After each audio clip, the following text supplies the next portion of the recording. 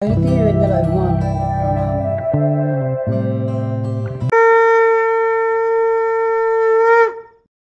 Somnath part 43 recap. క్రింద ఉన్న మ్లేచ్చుడు సైన్యం ఈ దృశ్యాన్ని చూచి నిర్ఘాంతపోయింది. వీరి దివ్య పౌరుషాన్ని ఎంతగానో ప్రశంసించింది. తన దారిని తాను వెళ్తున్న సైన్యాన్ని కలుసుకోవటం కొరకు ఈ రాణా ఎందుకింత వేగంగా వస్తున్నారో మొదట ఎవరూ గ్రహించలేకపోయినారు. తర్వాత ఈ చౌహాన్ వీరులు చంపడానికో చావడానికో వస్తున్నారని తెలుసుకున్నారు. మ్లేచ్ఛ సైన్యాలు అల్లాహు అక్బర్ అని అరిచాయి. ఆ తర్వాత పచ్చని తలపాగాలతో ఎర్రని గడ్డంతో అందరి దృష్టిని ఆకర్షిస్తూ అమీరు తన సైన్యాలని నడిపించాడు. సైన్యాలు లక్షావధి కత్తులతో చౌహాన్ వీరులను ఆహ్వానించాయి.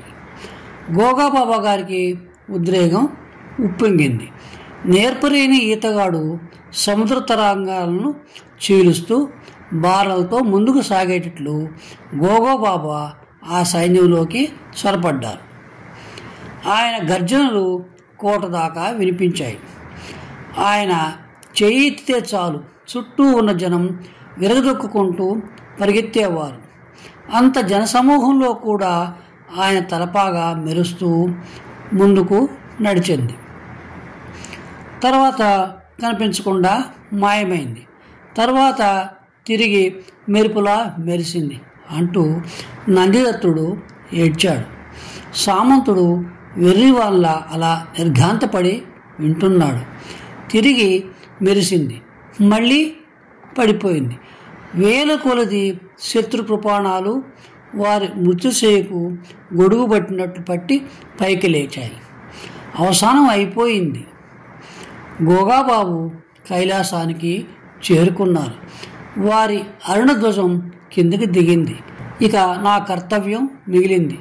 కోటగోడ దిగి సోమనాథ మందిర ప్రాంగణంలోకి వెళ్ళాక అక్కడ చౌహాను వీరకాంతులు గుమికూడారు. కొందరు సేవకులు, ఇతరులు నిలువున వణికిపోతున్నారు. వారందరూ వెనుక ద్వారం నుంచి బయటికి పంపివేయబడ్డారు.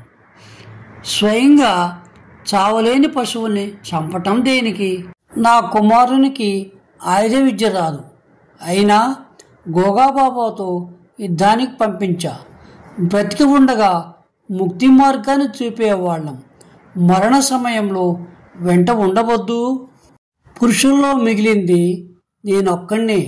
మొండిగా గుండె రాయి చేసుకొని నా విధిని నెరవేర్చుకోవాలి. ఇక నాయనా ఇదంతా చూడమని విధి నా నొసట ఎందుకు రాసి పెట్టాడు అంటూ నందిదత్తుడు వెక్కి వెక్కి ఏడ్చాడు. దుఃఖాగ్ని గురి అయిన సామంతునికి ఆ కన్నీరు కూడా కరివైపోయినాయి. తరువాత తండ్రి, వణిగిపోతున్న ఈ చేతులతోనే మందిరం ముంగిట చందన కాష్టాల చితిని పేర్చి నా చేతులతో పెండిళ్ళు చేసి నా చేతులతోనే పాపిట బొట్టు దిద్ది తమ పిల్లలకు పాఠాలు నేర్పించిన నా చిన్నారి తల్లులందరూ చిక్కగా వస్త్రాలంకారం ధరించి నెమ్మదిగా నేనున్న చోటికి వచ్చి నా పాదాలకు నమస్కరించారు. కళ్ళు ఆశ్రులతో నిండిపోయాయి. అయినా వారి నుదుట చందన సింధూరాలుంచా. వాళ్ళు కూడా కుంకుమాక్షతలతో సూర్యభగవాను ఆరాధించారు. కులదేవతలను పూజించారు. చిరునవ్వుతో భర్తలను కలుసుకోవడానికి వెళ్ళే అభిసారికల వలె నన్ను ఆ వీర వనితలందరూ తర్వాత నన్ను పూజించారు అంటూ నందిదత్తుడు పొంగి వస్తున్న దుఃఖాన్ని మింగి వేశారు.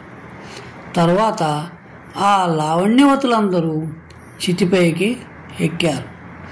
తర్వాత పరమేశ్వర, ఈ చేతులతో తండ్రిని కులగురువును అయిన నేను వారికి దహన సంస్కారం చేశాను. నాయన, నా ప్రతి అవయవం కంపించిపోయింది. నోట పరమశివుని నామం వెలువడుతున్నది.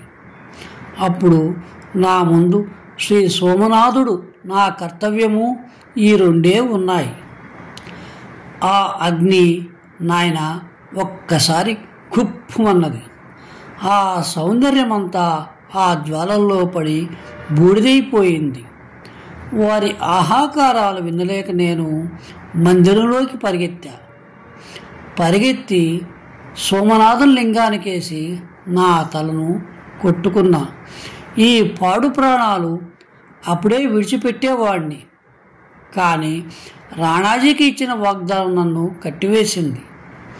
నీకు నీ తండ్రికి ఈ విషయం చెప్పేదాకా బ్రతకాలి కదా, అప్పుడే నన్ను ఎందుకు తీసుకుపోలేదయ్యా పరమేశ్వరా అంటూ నందిదత్తుడు దుఃఖాన్ని గ్రహించుకోలేక ప్రాంగణంలోని రాతి తలపై తల కొట్టుకొని ఏడవనారంభించాడు. కొంతసేపటికి తేరుకొని నందిదత్తుడు ప్రారంభించాడు.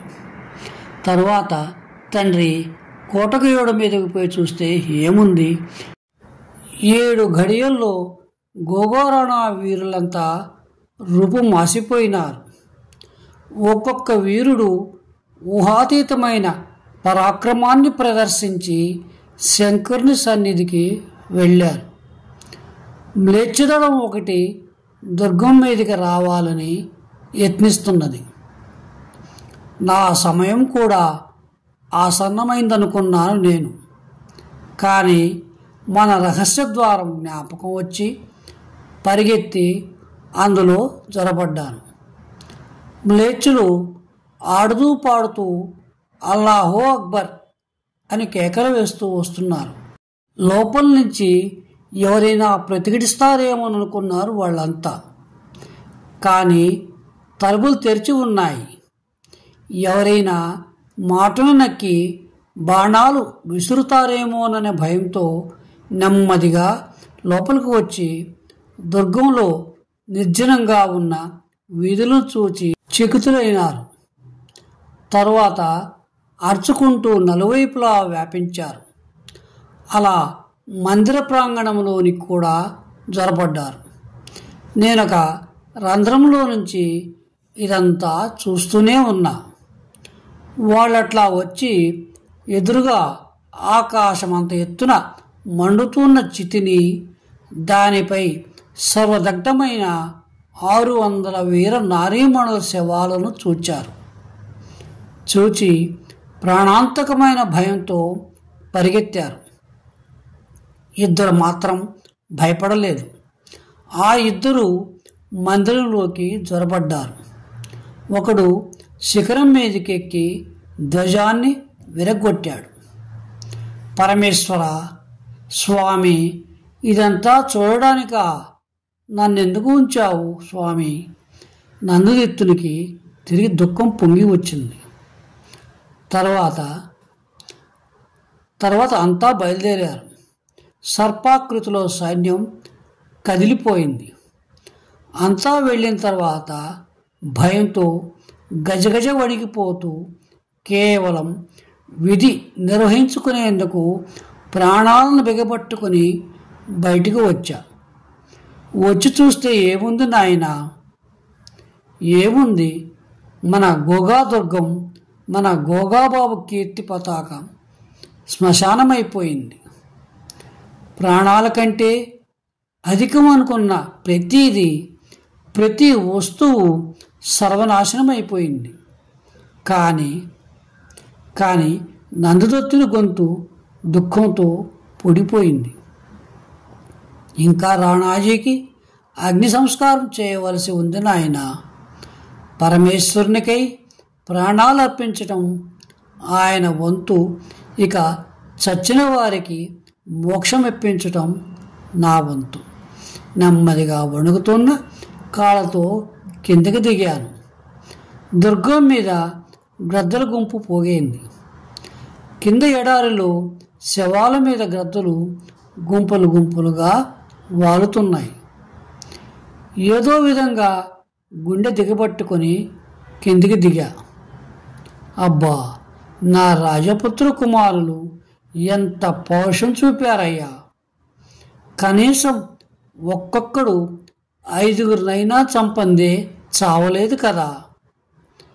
ఎంతగానో వెతికాను, కానీ గోగారాణా శవం కనిపించలేదు. ఎలాగో వెతికి దూరంగా తెచ్చాను. తిరిగి దుర్గంలోకి వెళ్ళి గంధపు కట్టెలు తెచ్చి చితిపేర్చాను. నాయన, నా రాజు, నా జీవిత సహచరుడు గోగారాణాకు దహన సంస్కారాలు కూడా చేశాను. ఇక అక్కడ ఉండలేకపోయాను. నా శరీరం దహించుకుపోతున్నది. నాలుక తడి ఆరిపోతున్నది. గ్రద్దలు శవాలను పీక్కు తింటున్నాయేమో, భరించరాని దుర్గంధం వేస్తోంది. సశేషం.